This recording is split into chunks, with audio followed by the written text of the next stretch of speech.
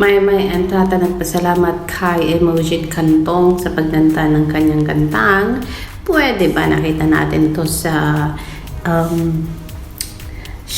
at It's Showtime kahapon sa Isip Bata na segment ng It's Showtime, and tinanong ni Vice Ganda kung ano pang kantang alam niya, at yun, kinanta nga ni Emojin ang pangalawang kanta ni Maymay, ang na latest ito guys. Ito yung Pwede Ba. Ayan, here she is.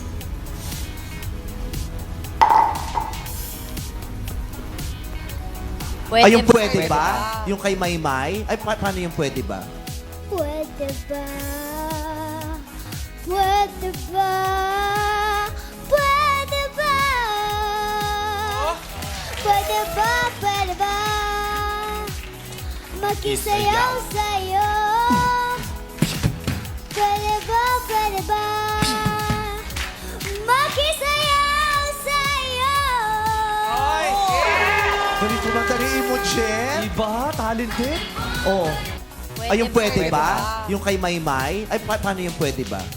Pwede ba? Ang pagkanta ni Emojin ng Pwede Ba ay ikinagalak po ito ng original singer ng Pwede Ba. Ang sabi ni Victoria Agbayani, "It makes me really happy when kids sing my song." Yan po ang sabi ni Victoria Agbayani nung marinig niya ang kantang Pwede Ba from Emojin. Ang sabi niya, hinashtag niya si Pwede Ba, hinashtag si Maymay, at hinashtag si Victoria. And so yes, of course, why not? Of course, dahil itong si Emojin ay talagang bata pa lang, ay kinagiliwan na ito ni Marydel Maymay Entrata, and now that she's bigger than who she was, ito nga at naging nakapirma na yata ito ng kontrata sa ABS-CBN sa It's Showtime for 2 years, and kinagigiliwan kasi ito ni Vice Ganda and Bong Navarro. Siya ba yung bata na yun or baka iba? Kasi parang kung nakita yung nakapirma ng kontrata was I think, I'm not sure about the face, but yes, anyway, Super Highways. Congratulations Maymay, at talagang kinanta ng batang yan ang kanta mong Pwede Ba na ikinasaya din ng original singer na si Victoria Agbayani. And yes mga kaibigan, there is this write-up from Bandera. Ang sabi ni Bandera kanina lang ay talagang ikinatuwa din ng puso natin nang makita yung write-up ng Bandera about Marydel Maymay Entrata. Ang sabi niya kasi, kabugera ngang maliwanag si Maymay Entrata sa kanyang henerasyon nang pakainin niya ng alikabok ang mga kasabayan niya sa PBB Season 7. Pero hindi lang si Maymay ang talagang gumawa ng pangalan guys, kasi gumawa din ng pangalan si Kisses de Lavin, si Vivre Esqueleto, si Marco Gallo, si Edward John Barber, Heaven Peralejo. Ayan, di ba? Gumawa din talaga sila ng pangalan sa field na kanilang ginustong gawin. O, di ba? Sabi dito ng entertainment news ng Abante, Maymay, kinabog ang mga kasabayan. Ang sabi ng article niya, kabugera ngang maliwanag ang isang Marydel Maymay Entrata sa kanyang henerasyon nang pakainin niya ng alikabok ang mga kasabayan. Pumalo na sa 20 million views sa YouTube ang kanyang dance music video na Ama Kabugera, na siyang nagluklok sa kanya bilang isa sa mga prinsesa ng social media sa hanay ng mga artistang kumakanta rin. Ibinalita ito mismo ni Marydel Maymay Entrata sa Instagram niya, kasabay ng pagpapasalamat niya hindi lang sa kanyang pamilya at mga panatiko, kundi sa Diyos na nagbigay sa kanya ng pagkakataong gawin ang kanta. And Bandera quote this one, "Happy 20 million YouTube views, Ama Kabugera, my wonder working God. Salamat po sa success po na ito. Inaalay ko po sa mga mahal ko sa buhay, mga mahal kong my families na sa bawat chapter ng buhay ko sa industriya ay andyan kayo. Laging sumusuporta. At sa Ama Kabugera fam ko po, congrats po sa atin. Asahan niyo hong pagbubutihan ko pang matuto dito sa industriya ng musika. Maraming salamat po," ang sabi daw ni Mary Dale. Taong 2021 nang ipinanganak sa music industry ang Ama Kabugera habang kasagsagan ito ng pandemya. Base sa sinabi ng entertainment news na ito, kaya level na nga ni Maymay ang mga kalibre ni na Moira de la Torre, Morissette Amon, Sarah Geronimo at iba pang mga may million views sa YouTube. Ay nako, parang ang sinabi mong ganyan maraming magtataas ng kilay niyan. Pero dahil sa sinabi mo yan ay kinasaya na syempre ng mga followers ng isang Mary Dale Maymay Entrata. Samantala, sabi pa niya, idinagdag niya dito ang achievement ng Pwede Ba na kung saan ay pumalo na rin ito sa 1 milyon 1 milyong views ang latest single niyang Pwede Ba sa mundo ng YouTube world. O, diba? Yang sinabing niya ng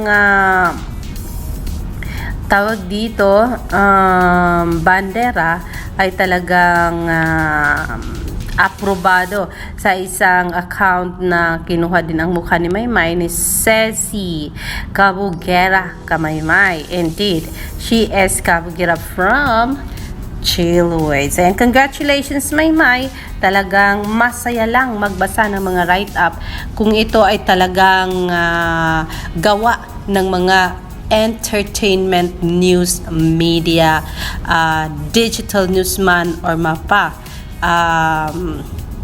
newspaper man yan, Inday Maymay Entrata.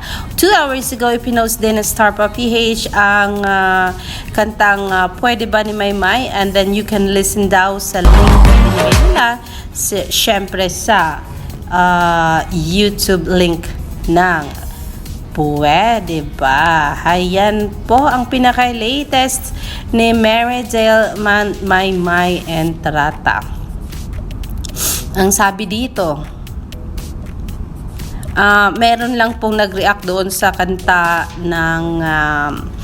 ni Dini Maymay at saka ni Sheena Villarmino na talagang sabi ko, ala, nagalit siya sa akin ba? Ang sabi niya kasi dito, this is a shout out to her, Erald, her or him.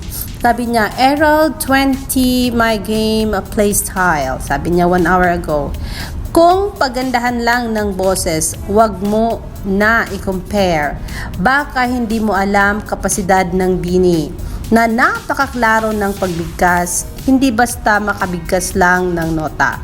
Yung about sa production, nasa last part yung birit, malamang pakakantahin dun yun sa dalawa. Use your common sense. So yan po ang sabi niya.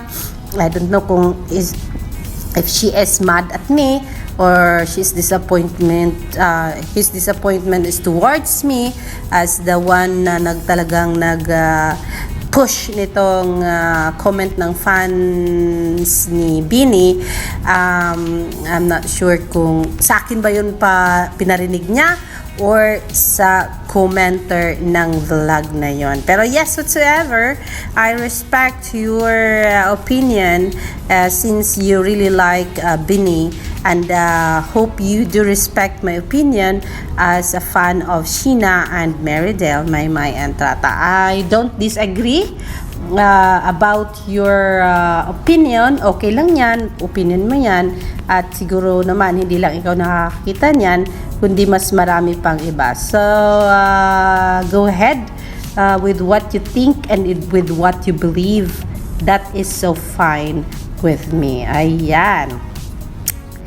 Sabi pa dito na idinagdag niya, Hindi naman ikaw lang nagawa ng ingay. Alangan naman, nasa likod, matangkad ang Bini din, 5'6 din yung mga height nun. Di matatabunan ang isa. Isang mag-comment, ginawan mo pa ng reaction. Ayun, sinabihan pa ako ng bobo. Yung singer ng Bini, mas magaling pa sa ibang artista dyan. Kung pabiritin mo pa yan, baka sabihin mo, aba, ang lupet at ang unique ng mga boses nila. O, diba? So, sanabihan pa ako ng boses. But anyway, Super Highways, guys, ginawa nga, diba, ang Bini na grupo kasi nga, magagaling silang singer. I don't have any disagreement with that, sir.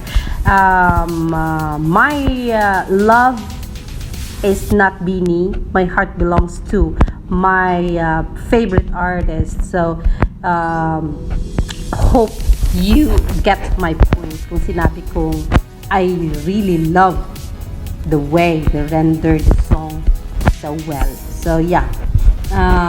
Kung sabi mo nga, kung ang talagang height ng kanta ay towards the middle and the end, na kung saan kinanta ni Maymay at saka ni Sheena, so let it be. Kung sinabi mong mas magaling yung Bini kaysa dalawa, that is so fine with me as well. It's up to you. It's your belief and it's what you think ang tama para sa iyong sarili. Pero yes, thank you so much for dropping your comments sa aking comment section. And hope you be nicer the next time around you drop by. It's because I think I didn't throw bad words naman to anyone on that production kasi I said lang naman that I really appreciate how the two of them, Maymay Entrata and Sheena Bellarmino, did the rendition of Flowers by Miley Cyrus. Hindi ko man na-praise ang Bini sa kanilang first part. I'm so sorry, it's just that first, I don't know anybody from that group.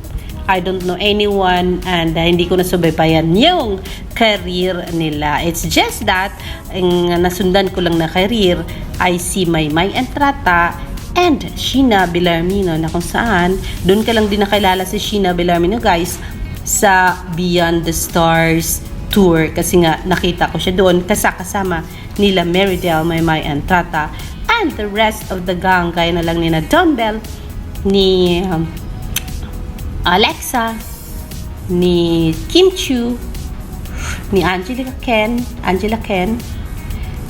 Sab, sino pa bang nandoon, Eric Nicholas, Darren Espanto, AC Bonifacio, so on and so forth. Hindi ko man maalala lahat, pero yes. Oh, Andrea Brillantes was there too. So yes, mga kaibigan, yan po ang pinaka-latest update. And I will see you later for more dito lang sa aking channel. Of course, Alexander Dexter Juice. Magandang hapon po sa inyong lahat.